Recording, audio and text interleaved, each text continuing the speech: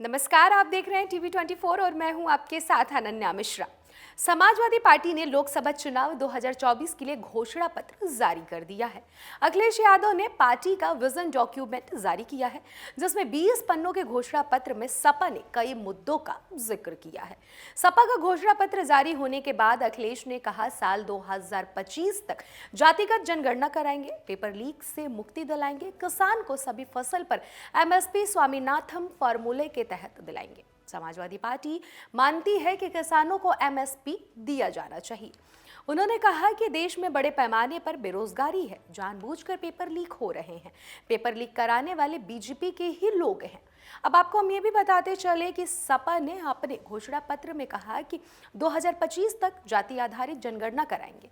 इसके आधार पर 2029 तक सबको न्याय एवं हिस्सेदारी सुनिश्चित करेंगे। 2025 तक अनुसूचित जाति, अनुसूचित जनजाति एवं पिछड़े वर्ग के सभी सरकारी रिक्त पदों को भरेंगे। निजी क्षेत्र में समाज के सभी वर्गों की भागीदारी सुनिश्चित करेंगे। पार्टी का घोषणा पत्र जारी करते हुए समाजवादी पार्टी प्रमुख अखिलेश यादव ने कहा, इस विजन डॉक्यूमेंट को हमने जनता का मांग पत्र हमारा अधिकार कहा है।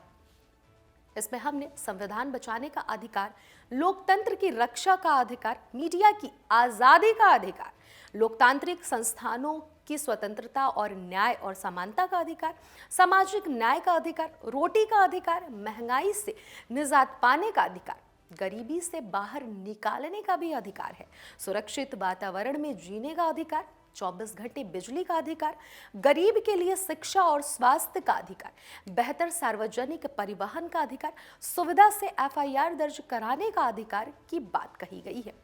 जातीय जनगणना में देरी नहीं होनी चाहिए, 2025 तक जातीय जनगणना कराएंगे। किसान कल्याण के लिए सभी फसलों के लिए एमएसपी और एमएसपी की गणना स्वामीनाथन फॉर्मूला के तहत इसकी बात ये विजन डॉक्यूमेंट करता है। अब इसी के साथ आपको हम ये भी बताते चले कि सपा के घोषणा पत्र जारी होने के बाद से बीजेपी जमकर सपा पर वार कर रही है। दरअसल उत्तर प्रदेश के उप मुख्यमंत्री केशव प्रसाद मौर्य ने कहा कि सपा का घोषणा पत्र को कोई गंभीरता से नहीं ले रहा है। उनका घोषणा पत्र बस चुनाव के दौरान एक दिन मीडिया में जगह पाने का एक प्रयास है। सपा के घोषणा पत्र रोटी का अधिकार, महंगाई से निजात, सामाजिक समरसत्ता की बात तो की गई है, लेकिन मुसलमानों का कहीं भी जिक्र नहीं है। इसे हिंदू ध्रुवीकरण को रोकने के तौर पर देखा जा रहा है। वहीं भाजपा ने इसे सपा का ढोंग मानते हुए हिंदुओं से डरने का आरोप भी लगाया है। अभी के लिए बस इतना ही। देखते रहिए टीवी 24।